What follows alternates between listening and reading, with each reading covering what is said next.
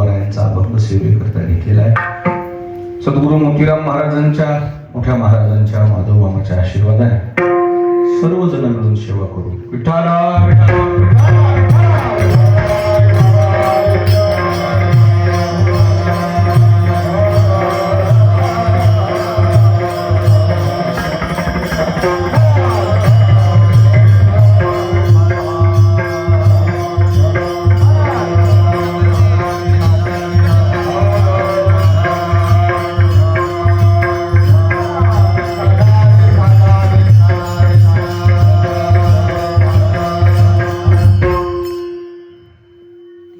आपण सर्व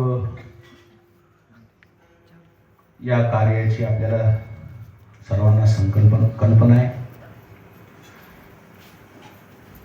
या गोष्टीची प्रत्येकाला निमंत्रण पत्रिकाही मिळालेली आहे. बंदे सरांच्या मातोश्री जात राहिल्या, त्या निमित्ताने सरांनी मला फोन केला. नेहमी वर्षभरामध्ये बऱ्याचदा संपर्क होतात, फोनवर भेटीगाठी होतात की असं आमच्या मातोश्रीचं निधन झालेलं आहे आणि तुम्ही आलं पाहिजे. आमच्या चौघा भावंडाची, गावकरी मंडळीची, सर्व आप्तेष्ट स्वकीयांची इच्छा आहे. ठीक आहे म्हटलं. आणि म्हणून आपण सर्व या ठिकाणी एकत्र आलेलो आहोत. बऱ्याच दिवसांनी येणं झालं. गावकरी मंडळीने इथपर्यंत मला वाजत गाजत आलं. गावकरी मंडळीचे या ठिकाणी ऋण व्यक्त करतो आणि सेवेला आरंभ करतो. विठ्ठला विठ्ठला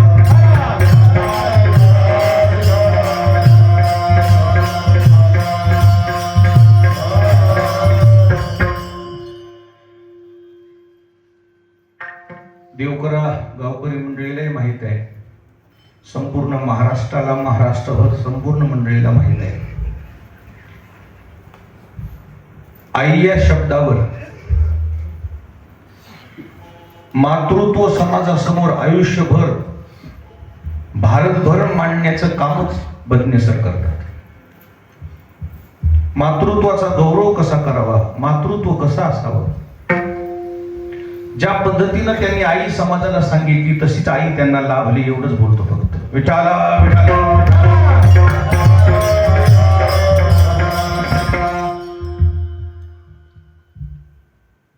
आणि म्हणून या ठिकाणी आई या शब्दावर त्यांच्या इतकी मार्मिकता अजून काही माझ्या समोर कोणाला मांडलेली, माझ्या समोर कोणी मांडलेली मी काही पाहिली नाही.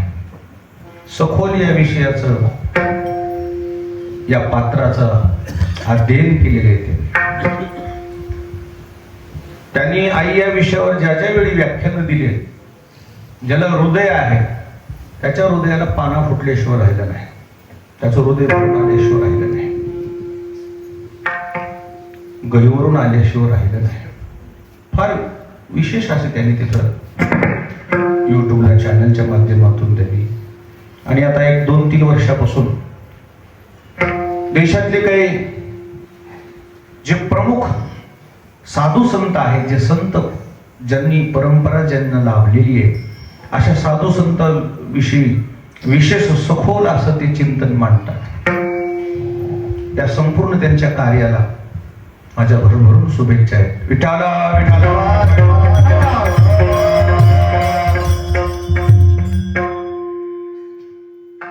या परिवाराला भावार्थ रामायण आवडते आणि म्हणून त्यांनी रामायण ठेवलेलं होतं. आता रामायणाची मुहूर्तमेढ जी रवली, त्या रामायणाचे जे संस्कार आहेत ते संस्कार आमच्या रक्तात आहेत, जे त्यांच्या रक्तात आहेत ते आमच्या रक्तात आहेत. यांनी रामायण सुरू केलं, मग मी म्हटलं मी 4-5 वया वाचू का? मला काही रामायण सांगता येत नाही, वाचता येते वेळ वाकडे कसे तरी, आणि मग थोडं वाचलं 2 शब्द. मला भावार्थ रामायण म्हणजे आपल्या परिसराचा स्वाभिमान आहे. फार गोड ग्रंथ आहे. हा तर तेव्हा गुट्टे गुरुजी आले इकडे विले रामायणाची दोघं भाव आवडी गाता रामायण श्रीराम सुखावे आपण वक्त्याचे निरसेल जन्म मरण. ऐकू नाही आलं मला. श्रोते संपूर्ण ब्रह्मभूती तो घालायला लाभ आहे बरं. वक्ता आणि श्रोता. वाचकाला काहीच नाही काय आमचा नोंदच नाही आली बा त्याच्यात. संपूर्ण मध्ये आलो का असू द्या. रामायण म्हणलं की आपल्या देवकऱ्यामध्येच भावार्थ रामायणाची वाचायला सुरुवात केली होती. निर्गुण महाराजांनी चालू केली होती. अशी ही काही बरेच वर्ष मी या रामायणाची सेवा इथंच या व्यासपीठावर केलेली आहे आणि म्हणून मला फार आनंद झाला आपण रामायण ठेवला. विषय आपल्याला अनुसरण होता. जो विषय वाचकांनी निवडला तो आपल्या प्रसंगाला अनुसरण होता. मग तिथं तुम्ही देवाला सुद्धा या कर्माकडं सकारात्मक दृष्टिकोनातून पाहावं लागलं तर सामान्य जीवाची काय कथा आहे. बरोबर आहे. आणि म्हणून आपण हे सर्व भावंड मातृत्वाचा हा विधिवत कार्यक्रम या ठिकाणी आपण आखलेला आहे. मनापासून आपल्याला धन्यवाद देतो आणि सेवेला आरंभ. विठाला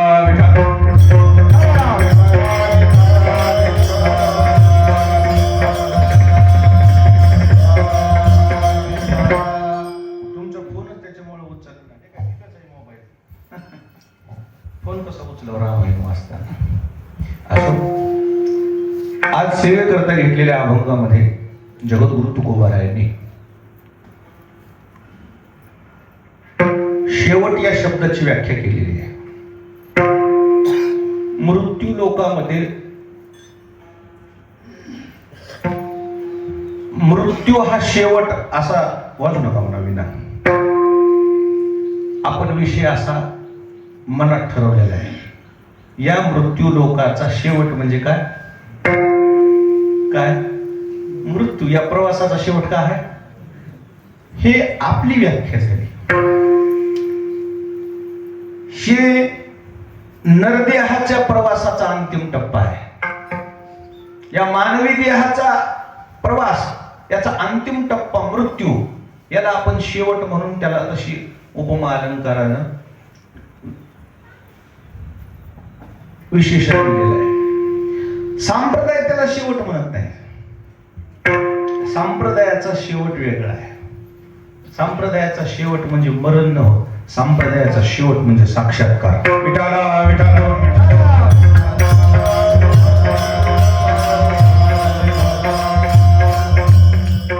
संप्रदायाचं म्हणणं आहे मृत्यू म्हणजे शेवट नाही. मग या नरदेहाला आल्यानंतर या नरदेहानं भगवत भक्ती करावी आणि या जीवानं त्या भगवंताच्या स्वरूपाशी एक ऐक्य साधावं. याला जीव ब्रह्म ऐक्य म्हणतात. देव पाहावया गेलो तिथे देवची होऊन ठेवलो. याचं नाव शेवट. विठाला काही अशा गोष्टी आहेत त्याच्यातून तुम्हाला सुद्धा लक्षात येईल. गंगेचा प्रवास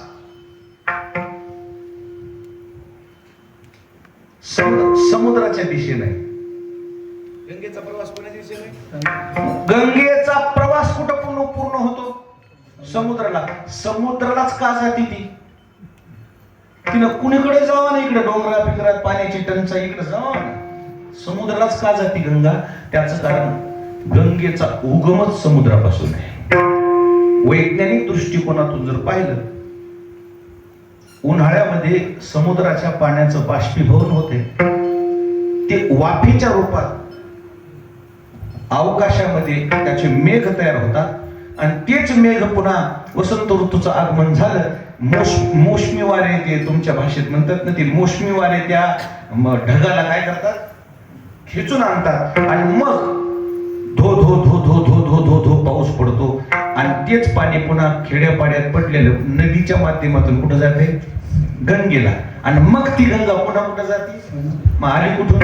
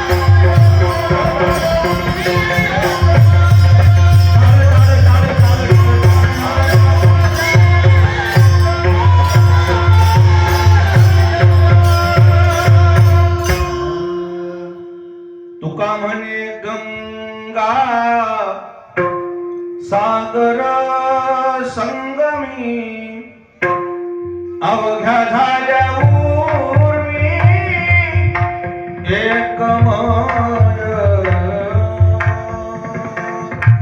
गंगेचा प्रवास सागराला समुद्राला गेलं की पूर्ण होतो का? ती तिथूनच आली ना, जिथून आली तिथं जाणं म्हणजे प्रवासाचं अंतिम ध्येय प्राप्त होणं. विठाला विठाला विठाला विठाला विठाला.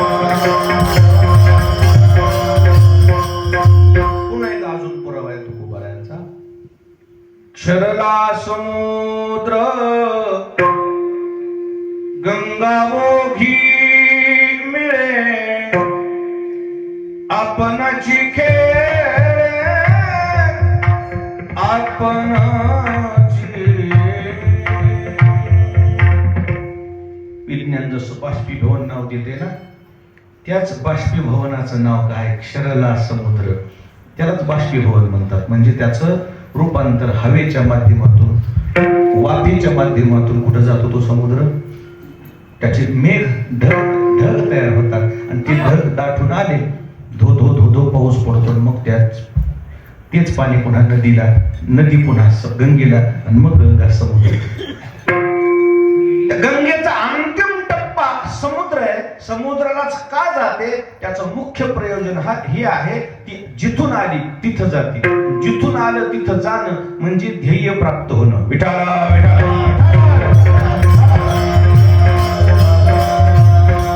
तसा जीव सध्या मानवी सृष्टीमध्ये रमला असेल तरी या जीवाला अंतिम ध्येय प्राप्त होण्याकरता कोणाच्या दिशेला प्रवास करावा लागणार आहे? देवाच्या दिशेला प्रवास करावा लागणार. पुन्हा ज्ञानोबा पण भगवंताचा एक पुरावा आहे आणि एक ज्ञानोबारायांचा पुरावा आहे. दोन पुरावे आपण मानतो. विठाला विठाला.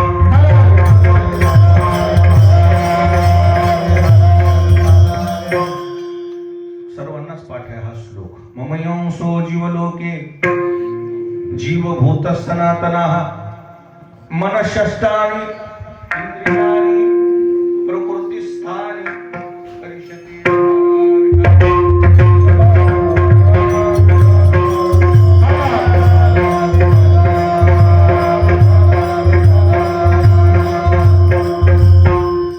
भगवान श्रीकृष्णाने धनुर्धर अर्जुनासोबत साधलेला संवाद आहे. त्याचं भाषांतर भगवान श्री ज्ञानोबारायांनी केलेलं आहे.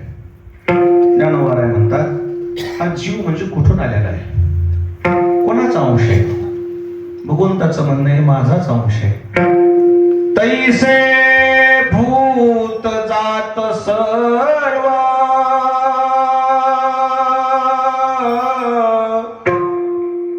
किर माझेची अवयव माया योगे जीवन दसे आले. भगवान श्री ज्ञानोबारायांचं म्हणणं आलंय ही जी जीवसृष्टी दिसते ना, पांडुरंगाचं म्हणणं, भगवान श्रीकृष्णाचं म्हणणं, हे दुसरी तिसरी कोणी नाही, माझे अंश आहे. मग हे मला का नाही जाणत?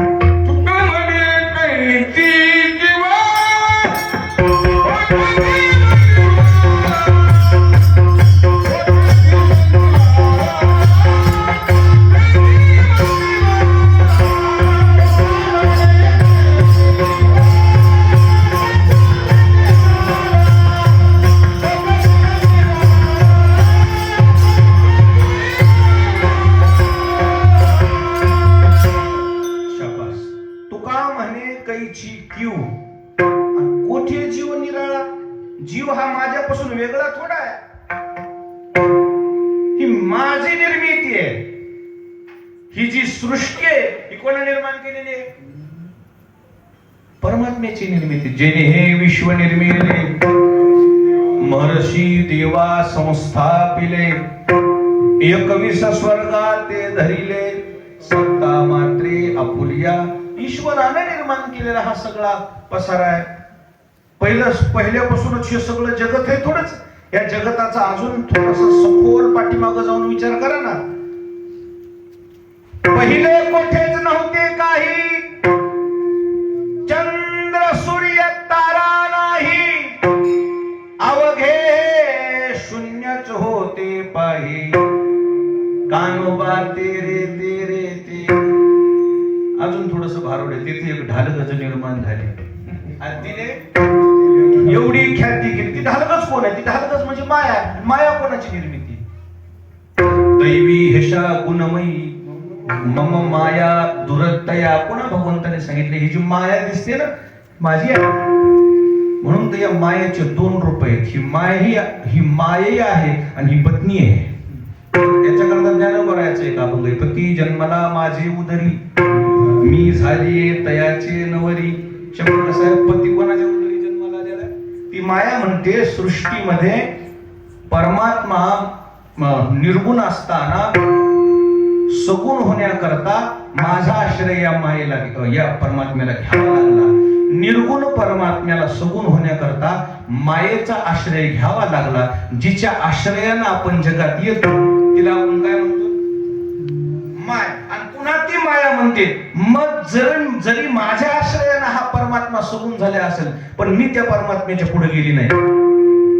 त्या परमात्म्याची मी अवज्ञा केली, आज्ञा उल्लंघन केली. आज्ञा कोण उल्लंघन करीत नाही? बायको म्हणा की. माणसं म्हणतात ना बायको शब्दाच्या पुढे नाही. आपल्या माणसं म्हणतात का नाही? म्हणजे तीच माया आहे. विठाला विठाला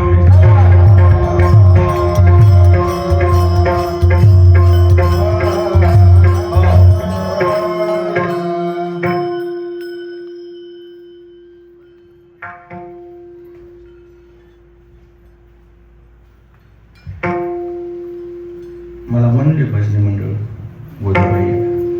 गोदाबाई आल्यात. मला कवायचं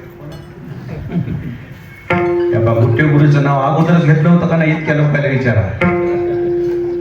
आले गोष्टी. विठाला विठाला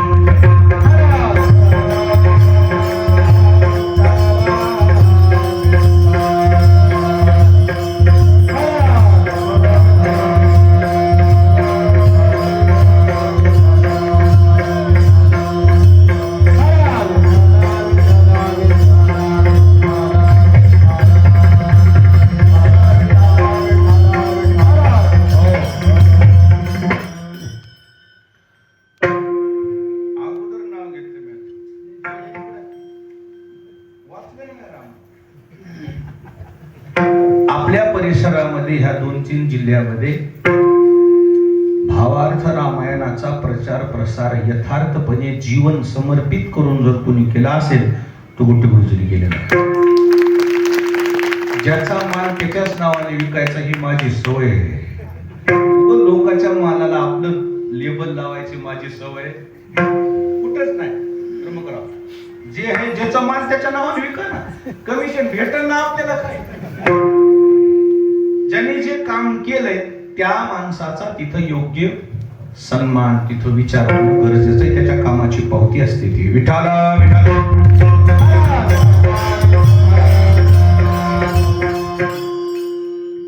शेवट या शब्दावर आमची सेवा चालू आहे. शेवट या विषयावर सेवा चालू आहे. शेवट म्हणजे काय?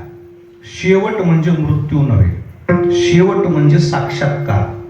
जीवानं ईश्वराच्या स्वरूपाशी एकरूप होणं याचं नाव शेवट. आपण शेवट कशाला म्हणतो? मृत्यू आला की माणसं काय म्हणते?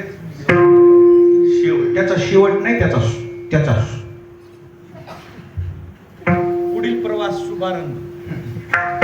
ती ज्ञानोबारायची तुम्हाला तशी पावती देतो. म्हणजे माझे शब्द का वापरले हे लक्षात. मृत्यू म्हणजे शेवट नाही. जैसे जीर्ण वस्त्र सांडीजे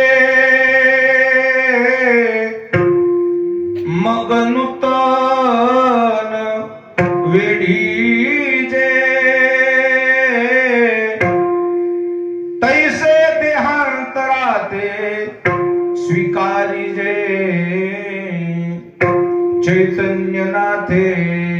ज्ञानोबारायांचं म्हणणं असं आहे, मृत्यू म्हणजे शेवट नाही, पुढील प्रवासाची सुरुवात आहे.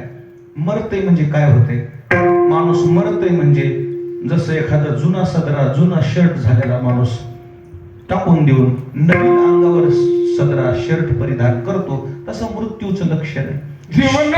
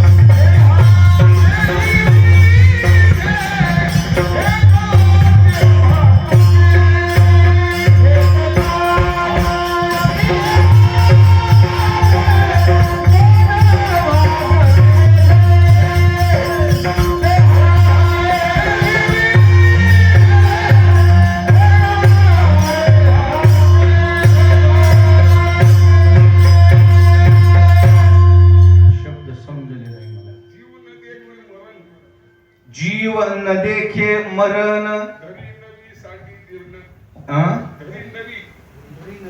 धरी नवी सांडी जीर्ण संचित प्रमाण. आता आपल्या मुद्द्याला लागले. माझा पहिल्यापासूनचा ओहापोह हाच आहे, शरीराला मरण आहे, जीवाला मरण. जीव मृत्यू पाहत असताय ना, अमरा हा खरे की पहा खोटे हा. पण जीवाला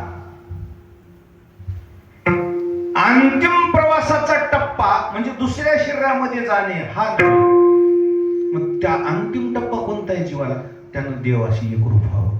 त्यालाच म्हणतात ना मग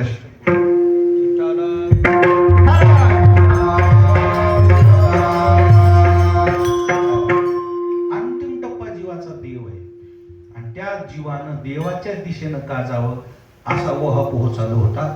देवाच्याच दिशेनं का जावं, त्यानं दुसरीकडे भटकावं ना, देवाच्याच दिशेनं का जावं हा विषय चालू होता. पण ते नंतर वाढत गेला विषय.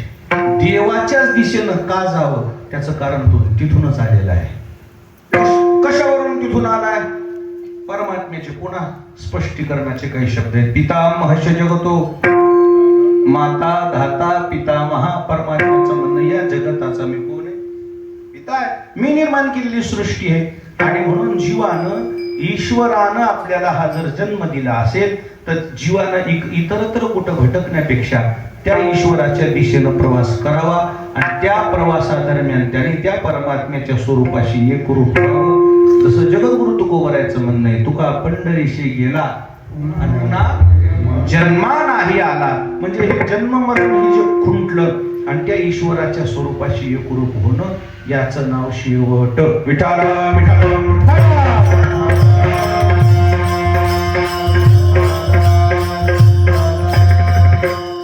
जगण्यापेक्षा तुका म्हणे ठाया. आता सिद्धांतालाच लागले, जाय आपुल्या आलिया. मग जायचंय कुठं? तुम्ही जिथून आला तुम्ही तिथं गेलं पाहिजे. आता हे सगळे जे लेकर आहेत ना आपल्या घरचे, छोटे छोटे लेकर सायंकाळी 5-5:30 वाजता शाळा सोडली, खेळायला जातात बाहेर. खेळणं झाल्या कोणीकडे जातात? देवखऱ्याची लेकर इकडे कोणतं गाव आहे, हाडीवाडीला जाऊन राहतात. हो म्हणा, कुठे जातात? खेळणं झालं की ते आपल्याच घरी येते. दुसऱ्या घरी जा हे तरी लेकर जाणीव आहे. गावातले बैल गावात विकू द्या, नाही समजलं? गावातले बैल गावात विकले, कासरा लावून दिले. इकडे काय म्हणतात डोंगरात त्याला? कासरा का कानी लावून दिले? कासरा लावून गावातल्या गावात दिले आणि मग ते कासरा लावून त्याला शेतात ते आपल्या नेले. राखलेला धुरा होता, राखलेली उशी, राखलेली म्हणजे पोळ्याच्या अगोदर राखीत नाही का, त्या राखलेल्या उशीनं मस्त लांब दोर धरून चारले गुणी बैल. आता वाटलं आता हे रमले आता. आणि मग संध्याकाळी 6 वाजता कासरे सोडून दिले. आता चरायला रमले होते ना, कासरे सोडून दिले, बैलाचे पोट भरले, बैल निघाले.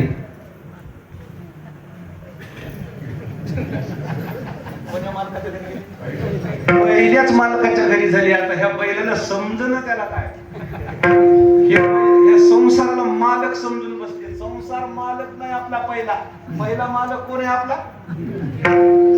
परमात्मा आहे. परमात्म्या रूपी मालकाकडे जशी बैल जसे पहिल्याच मालकाच्या घरी धाव घेतात, तसे या जीवानं पहिला मालक तो परमात्मा, त्याच्या दिशेनं धाव घ्यावं. पण त्यानं ह्या सगळ्या पसाऱ्याला मालक म्हणून हे पसाऱ्यामध्ये ह्यानं आपलं आपुलकी समजून ह्या आपण स्वतःला बांधून घेतलेले म्हणून हा माणूस त्या दिशेनं प्रवास करत नाही. आणि म्हणून त्याचा प्रवास अंतिम टप्प्यापर्यंत जात नाही, अर्धवट प्रवास राहतो. अर्धवट कहा गए तो कहा भी नाही, त्याला येतो महाराज. ठरवून जगलं तर जगलं.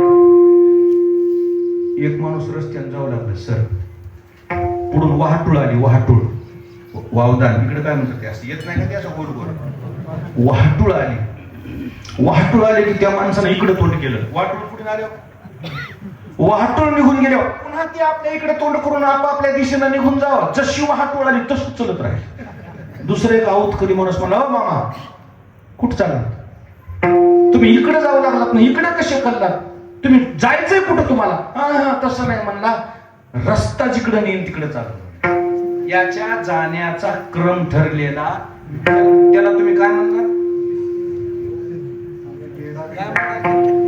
वेड्यात काढणार लोक त्यांना. तसं ठरवून जसा माणूस चालतो आणि अंतिम ते हळूहळू ढाळे ढाळे केतुलेनी एक वेळे मार्गाचे निबळे निश्चित ठाके. ज्ञानेश्वर महाराज म्हणजे ज्या दिशेनं तुम्हाला जायचंय, मार्ग परिक्रमणा करत असताना हळूहळू हळूहळू जर चालला, निश्चितच एक ना एक दिवस तुम्ही अंतिम ध्येयापर्यंत तुमचा प्रवास, तुमचा अंतिम टप्पा तुम्हाला प्राप्त झाल्याशिवाय राहणार नाही.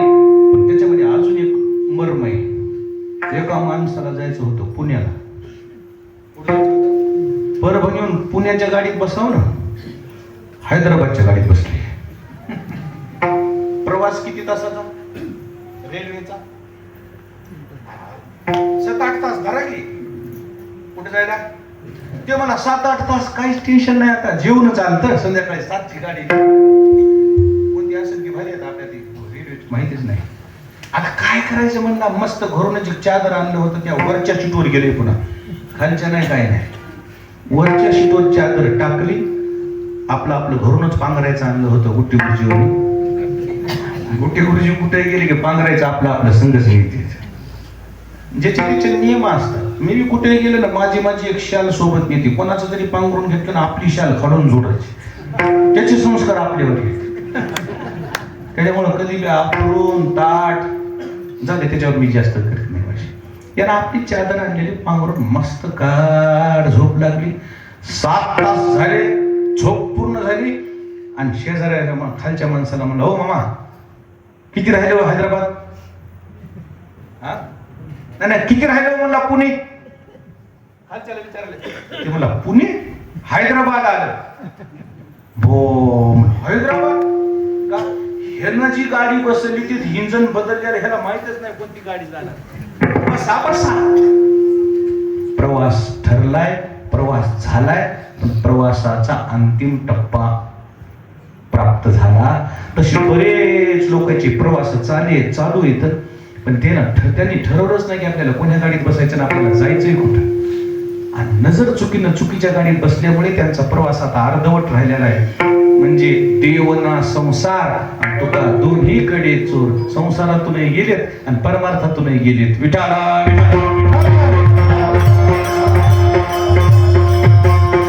प्रवास जितका महत्वाचा आहे तितकाच अंतिम टप्पा महत्वाचा आहे, तितकाच शेवट महत्वाचा आहे.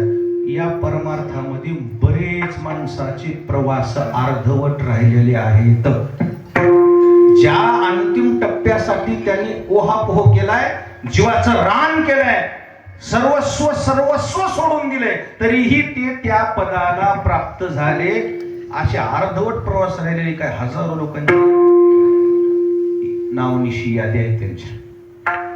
जडभरत नावाचा राजा संपूर्ण शास्त्रातल्या संपूर्ण लोकांना प्रचलित नाव आहे. त्या जडभरत नावाच्या राजानं राज्य सुख भोगलं. असं राज्य सुख होतं, ना दुष्काळ होता, ना अडीअडचणी होत्या, ना अकाली मृत्यू होता, ना संकट होते, ना भूकंप होता, ना कोणतीच परिस्थिती मनाच्या विरोधात नव्हती त्या जडभरत राजाच्या. उलट त्या राजाचं वर्णन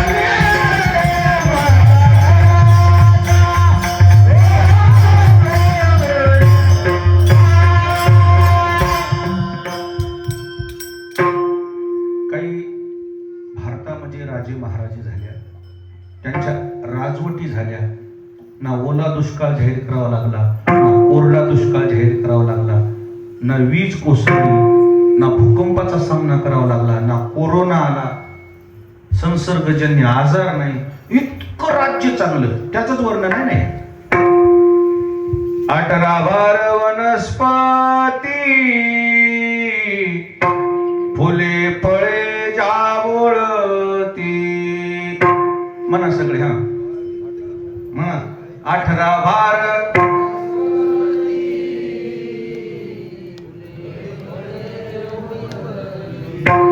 नीट ऐका. 22 त्या पोखरणी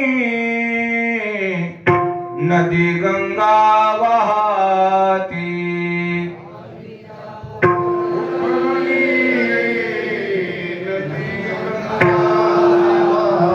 ज्या घरी कुलस्त्री, ज्या घरी कुलस्त्रिया, राज्य राणी व संपत्ती.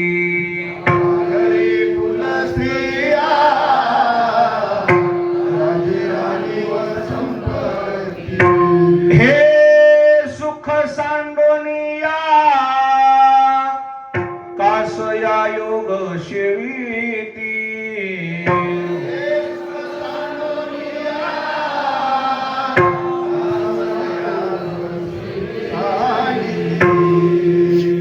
हे मदादासा नावाचं हे आख्यान ज्ञानेश्वर महाराजाचा अभंग. संप्रदायातल्या साधू संतांनी राजवटीचं सुद्धा वर्णन केलेलं आहे. पण राजवट असावं ना त्या ताकदीची, इतकी राजवट चांगली होती. फक्त असं वैभव असून सुद्धा त्या जडभरत नावाच्या राजाला ते राज्य वैभव आनंददायी वाटायचं नाही. का नाही वाटायचं?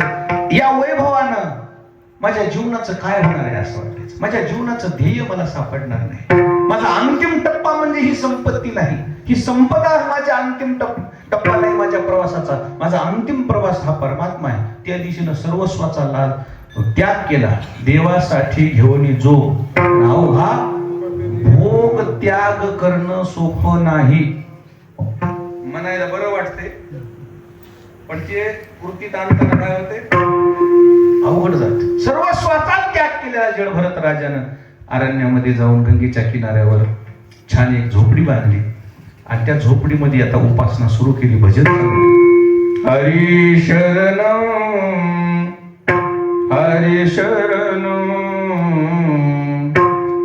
हरी शरणम हरी शरणम हरी शरणम हरी शरणम हरी शरणम हरी शरणम.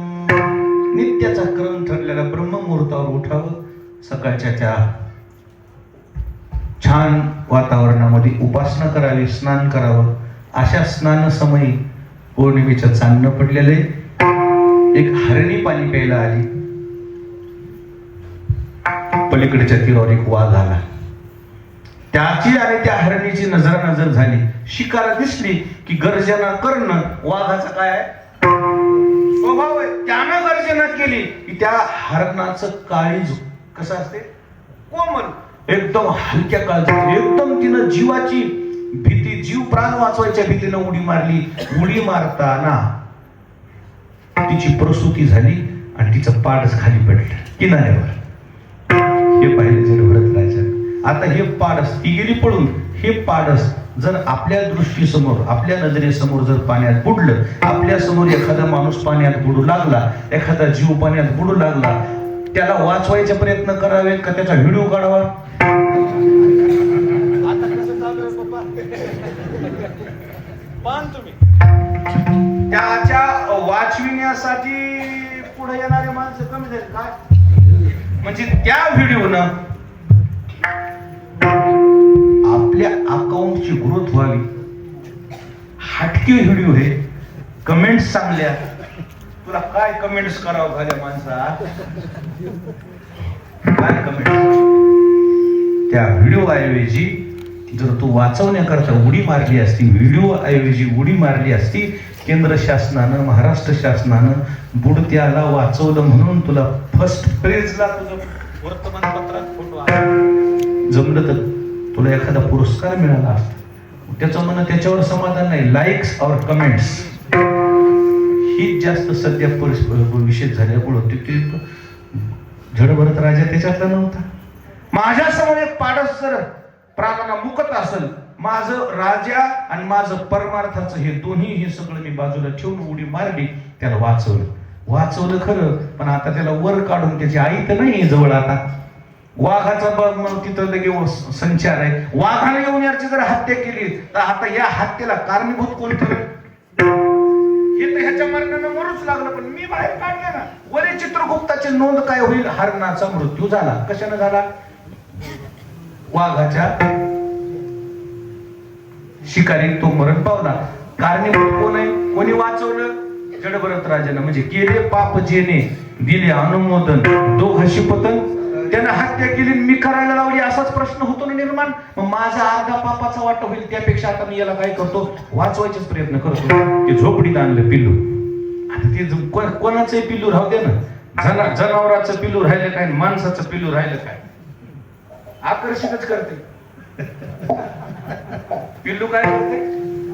आकर्षित करते. का? एक शब्द वापरू का सर? निरागसता आकर्षित करते माणसाला. त्या लहान लहान लेकराची निरागसता काय करते? निष्पाप असते, निरागस असते, निसंदेह असते, निष्कपट असते. ह्या गोष्टीनं ते काय करते? कोणाचं लेकरू कीर्तनात आणा, कोणाचं आणा आणि खाली बसलेलं राहू द्या. त्याला म्हणा भूर याचे भूर, चला. त्याला भूर चल म्हणणार त्याचा दुश्मन आहे का? दुश्मन आहे. मला बाहेर न्यायले, भूर म्हणले की हातच काढते, चला उशीर करू नका, शुभस्य शीघ्र. म्हणजे त्या निरागस जीवाला दुश्मनी नाही. तर निरागस त्या हरणाचं पिल्लू पाहिलं की त्याच्याविषयी मोह निर्माण झाला. मोह इतका निर्माण झाला, त्याला बारीक बारीक बारीक बारीक गवत आणायचं, ते कापसामध्ये निघत ते शिपू, त्याला खाऊ घालायचं, मस्त त्याला पाणी पाजायचे, ते टुनुक टुनुक टुनुक टुनुक टुनुक टुनुक उड्या मारायचं इकडून तिकडं. राहू दे म्हणलं तर तेव्हा ना मांडी बोल द्या. कोण म्हणाले ते पिल्लू? बकळ पिल्ले कीर्तनाला येतात ना आज्या संघ, आणि ते गपची बसत नाही, आज्याच्या मिशा ओढतय. राहू दे, त्याचा आज्याचा मोबाईल घेतय. आणि काय की दुधापेक्षा दुधाच्या साईवरच जरा जास्त प्रेम आहे. ज्याच्या दुधाचा धंदा आहे त्याला विचार.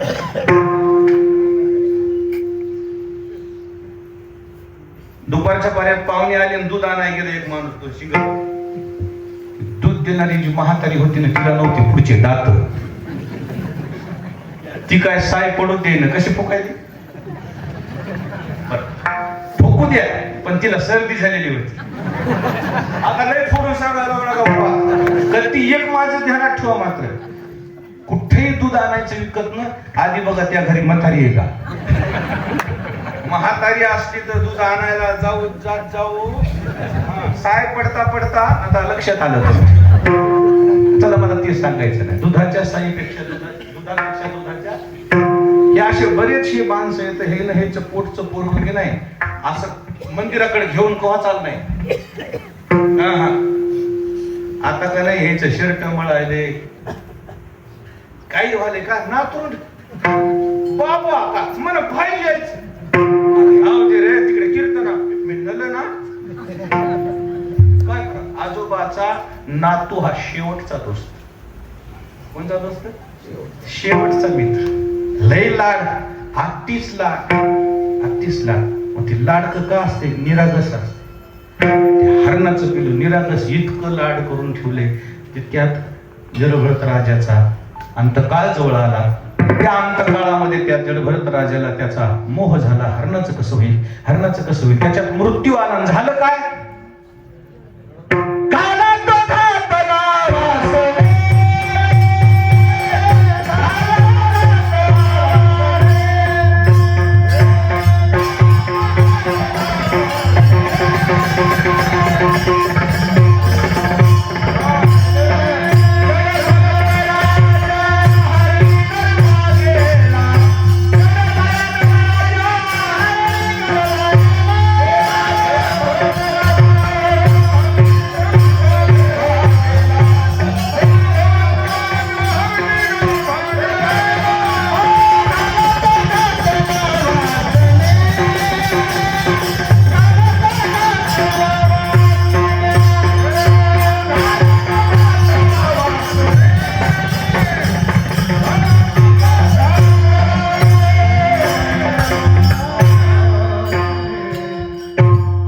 जडभरत राजा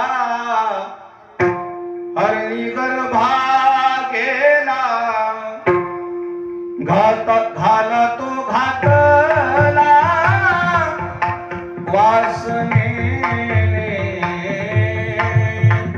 जीवनाचा अंतिम ध्येय गाठण्याकरता राज ऐश्वर्याला लाथ मारलेली, परंतु या अंतिम क्षणी त्या हरणाचा मोह झाला आणि ती वासना त्या भरत राजाला बाधक ठरली. बाधक जीवाला पुन्हा मृत्यूमध्ये ढकलून दिलं, त्या मृत्यूच्या सापळ्यात, आणि पुन्हा जन्माला यावं लागलं. नाहीतर जडभरत राजाचा प्रयत्न पुन्हा जन्माला येण्यासाठी नव्हता. मग जीवाचा अंतिम ध्येय परमात्मा आहे, आणि परमात्म्याच्या साक्षात्कारा करता केलेला प्रयत्न पण विफल राहिला. विठाला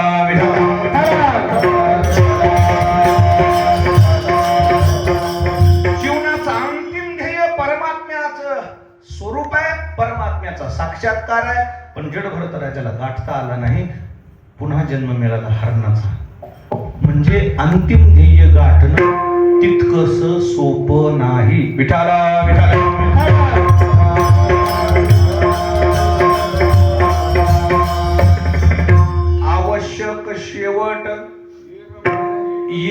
वाऊगी खटपट चालू जाता वाट ऐसा विरळा एखादा तुकोबारायचं म्हणणं असं आहे. भरपूर लोक आहेत जगामध्ये, परंतु एखादा कोणीतरी त्या ईश्वराच्या स्वरूपाला प्राप्त होतो. आता अजून एक नाम विरळा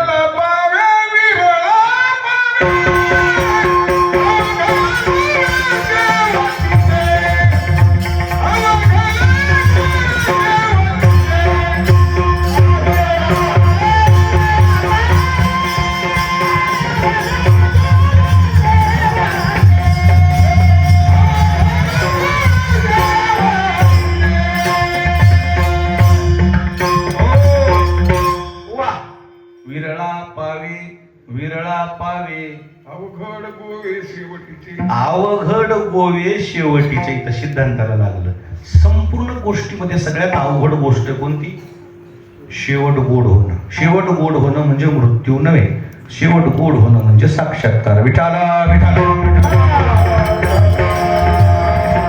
पुरा ज्ञानोबारायांनी एक त्याच्यामध्ये उदाहरण दिलेले. असते चिया महापुरी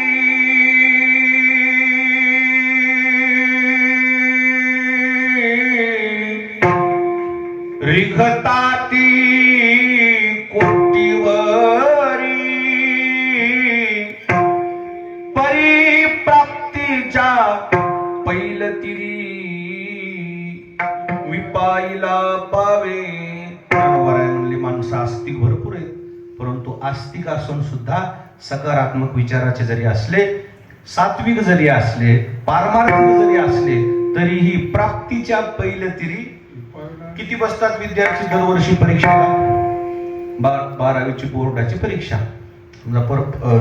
एका जिल्ह्याचा कुठला जर विचार घेतला तर एका जिल्ह्यामध्ये किमान 10-5 हजार तरी लोक 12वीच्या परीक्षेला. सर किती बसतात? 10-5 हजार धरा. आपल्याला शिक्षणाचं काही कळतच नाही. 10,000 धरा की इकडं का तिकडं 2,000 इकडं का तिकडं काय वाटतं. त्या 10,000पैकी किती मेरिट मध्ये येतात? 5 तर जवळजवळ आता 70% 80% पास काय नापास होते? नापास होत नाही. नापास होऊ नये म्हणून शासनाचे प्रयत्न आहेत म्हणून. आता काय करत आहे? नापास झाल्यावरती डिप्रेशन मध्ये चाललेत म्हणून शासनाला शिथिल केलंय की वाटते. मला तर कोणतरी म्हणलं काय खरं काय खोटं. 7वी पोस्टवर नापासच होत नाही म्हणून. खरं नापास होत नाही. आपल्या काळात कामून नसून रे बाबा. घासावं लागलं ना. पाठ करू करू पाठ करू करू असू दे आता. शासनाचा तसा सकारात्मक विचार असावा की नैराश्यामध्ये लोकांनी जाऊ नये. एक नवीन ट्रेड आलाय सर. सामान्य संसारिक माणूस डिप्रेशन मध्ये जाणं साहजिक आहे. बर्डन येते संसाराचं. विद्यार्थ्याला काय बर्डन आहे?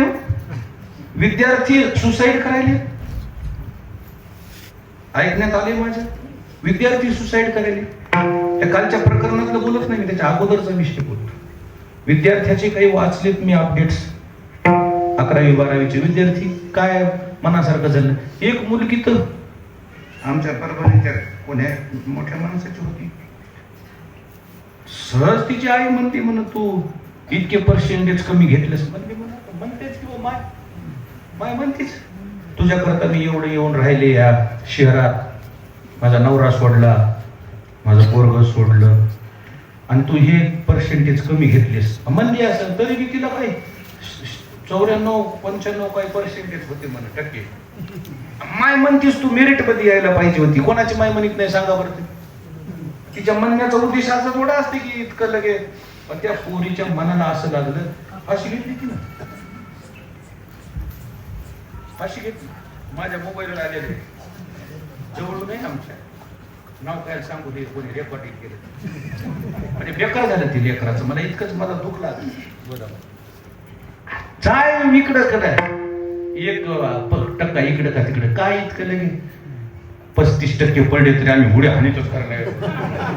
35 पासच झालंय तर काय नव्हतं इतकं लगे. काय नाही. मी तर म्हणतो 11वी 12वीच्या पर्सेंटेजवर काय नाही म्हणून त्याच्या पुढच्या परीक्षेवर आहे म्हणा काय. त्याच्यात आपल्याला तिथं काही कळत नाही. काय मग 1-2% इकडं का तिकडे त्या लेकराला म्हणायचं जे झालं ते ठीक झालं, जाऊ दे. आपण पुन्हा ते लई लई शिक्षण हे वाघिणीचं दूध आहे. ते प्लास्टिकच्या भांड्यात टिकत नाही, त्याला सोन्याचं भांडं लागते. तसे सगळ्याजवळ सोन्याची भांडी नाहीत हे बी लक्षात. काही जर्मनची भांडी आहेत, काही स्टीलची भांडी आहेत. असं समजून कधी कधी आपल्या लेकराला थोडं शिथिल केलं पाहिजे. चांगल्या घरचे लोक लेकराला इतकं टॉर्चर करायलेत. सर्कशीतल्या वाघाला कसं ते उठ बस आपण करणं वाटस तुमच्या मनात नंबरच येईल असं थोडंच. दुसरं काय करेल? नाही लागलं मास्तर म्हणून नाही लागलं, एकट्यानं शाळा काढली.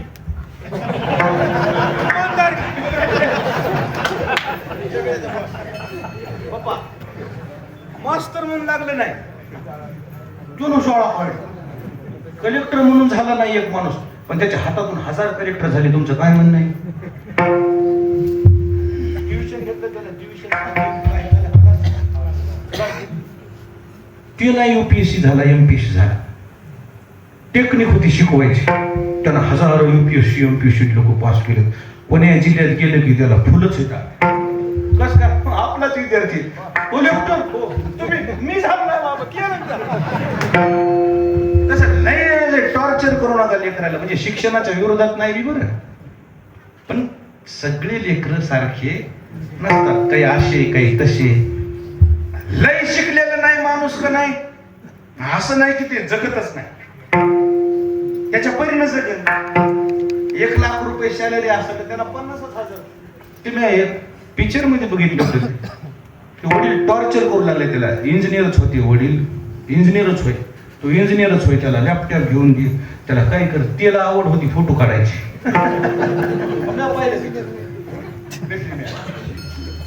पिक्चर पाहिला नाही.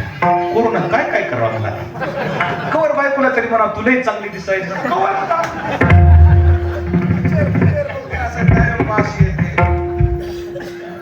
करायचं मग आता ती पटला पिक्चर, येत नाही मला नाव त्याचं.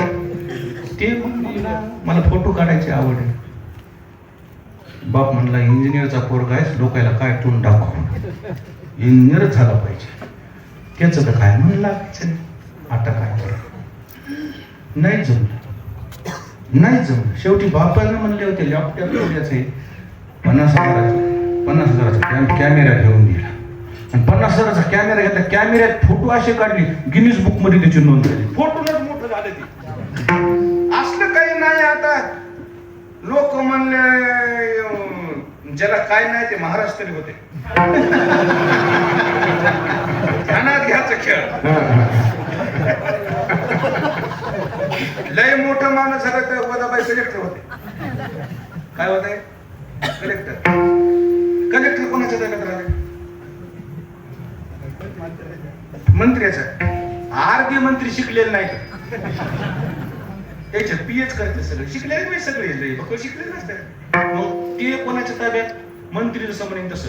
मंत्री कोणाला मानते? उपाशी तर बरं ना. अयोध्यात आई माया पाया पडते का मी तिच्या पाया पडतो? अरे समजून घ्या तुम्ही. काय वेळ लागला तर इथं हरी भगत को 3 गुण, हर कोई लागत पाव, खाने को मिष्टान्न मिले, आखिर बैकुंठ धाव. कायच कमी नाही. लई लेकराला टॉर्चर करू नका. नाहीच काही झालं तर माणूस म्हणून जगवायचं एवढं शिक्षण द्या, होईल काय व्हायचंच. विठाला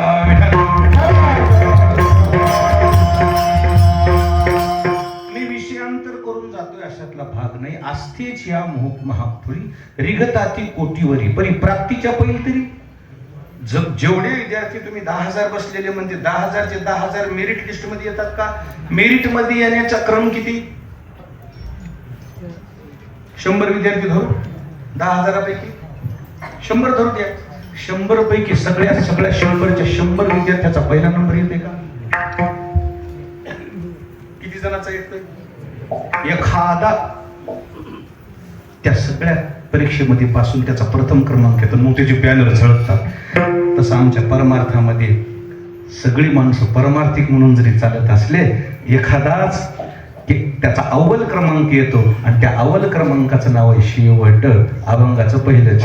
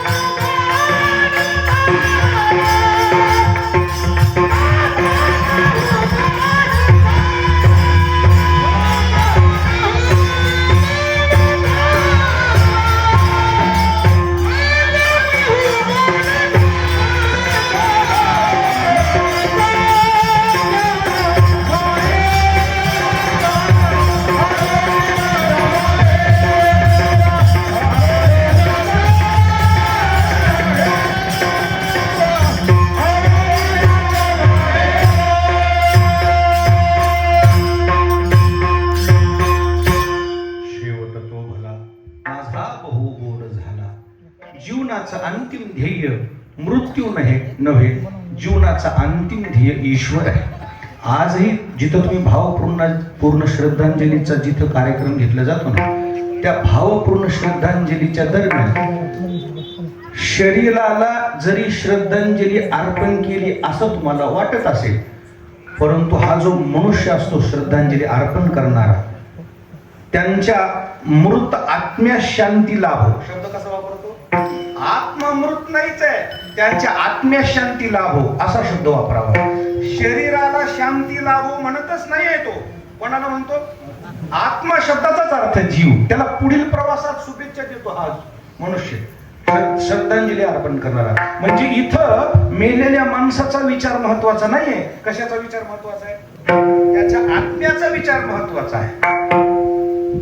त्याच्या जीवाला पुढील प्रवासासाठी शुभेच्छा दिल्या असतात की श्रद्धांजली म्हणजे. आणि मग त्या पुढील प्रवासामध्ये त्यानं काय करावं? त्यानं ईश्वराच्या स्वरूपाशी एकरूप व्हावं. आणि ते ईश्वराच्या स्वरूपाशी एकरूप झालेले जेही आजपर्यंतचे लोक येत नाही ते पुन्हा जन्माला येतच नाही ना. ते चिरकालपर्यंत टिकणारी शांती ईश्वराच्या जवळ त्याला प्राप्त होती. असं जीवनाचं अंतिम ध्येय म्हणजे शेवट. तो शेवट जगत म्हणजे माझा गोड झाला शेवट तो भला, माझा बहु गोड झाला. कुठं गोड झाला? आलो निजाच्या माहेरा, भेटी रुक्माईच्या वरा. आता मी माझ्या माहेरला आलो. हा माहेर शब्द कशाकरता वापरला? या स्त्रियांचा जन्म माहेरात झालेला असतो आणि माहेरची ओढ असतीच की यांना.